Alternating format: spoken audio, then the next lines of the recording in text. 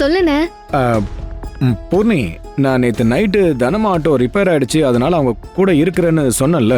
ஆமா, அவங்க தனியா இருக்காங்க, நீ கூட துணைக்கு இருக்கன்னு சொன்னியே. ஆமா பூர்ணி, ஆனா இங்க ஒரு பிரச்சனை ஆயிடுச்சு. பிரச்சனையா? என்னன்னு சொல்ற? பயப்படுறதுக்கு ஒண்ணு இல்லம்மா. ராத்திரி நேரத்துல ஆட்டோ ரோட்ல நின்னதுனால, அங்க நானும் தனமாவும் நின்னதுனால ஏன்னு கேட்டு விசாரிக்கிறதுக்காக போலீஸ் ஸ்டேஷன் வரைக்கும் கூட்டிட்டு வந்திருக்காங்க. போலீஸ் ஸ்டேஷனுக்கா? ஆமா, அது போன கொடுங்க. பூர்ணி ஒரு நிமிஷம். இந்தாங்க மேடம். Hello madam. உன் பேர் என்னம்மா? என் பேர் பூர்ணி மேடம். நீ என்ன பண்ற? நான் டிப்ளமோ பண்ணிட்டே அண்ணனோட கேட்டரிங் வேலைக்கு ஒத்தாசையா இருக்கேன் மேடம். இந்த ஆட்டோ ஓட்டுற பொண்ணு உனக்கு தெரியுமா? தெரியும் மேடம். அவங்க பேர் என்ன? அவங்க பேரு தனலட்சுமி மேடம். எங்க வீட்டு குழந்தைய அவங்க தான் தினமும் ஆட்டோவுல ஸ்கூல்ல கொண்டு போய் விட்டுட்டு மறுபடியும் கூட்டிட்டு வருவாங்க.